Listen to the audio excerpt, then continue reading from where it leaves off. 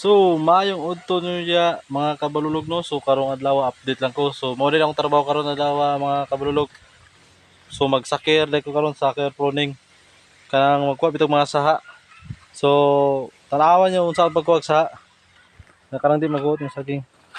So, ihapon na to pila ni kabuk. Isa, duha, tulo, upat, lima. So, ang atong ipabilin na isa lang. Kaning dako-dako. Kani.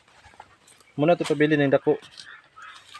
Kay mo nang pangwaan na to na sa mga kululog kay aron di sila maghuot ba. Ni abot bitaw sa kanin kabuno ba para isa ra ang maabunuhan. Kanira isa focus. Kay imuha na siyang ug dili naman na siya kuha og saha. Maglumbaanan ni slag dako.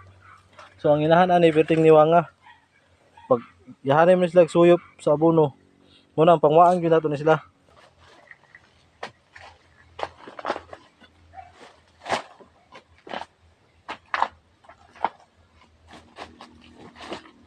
Pangwaan na to nila. Pangwaan.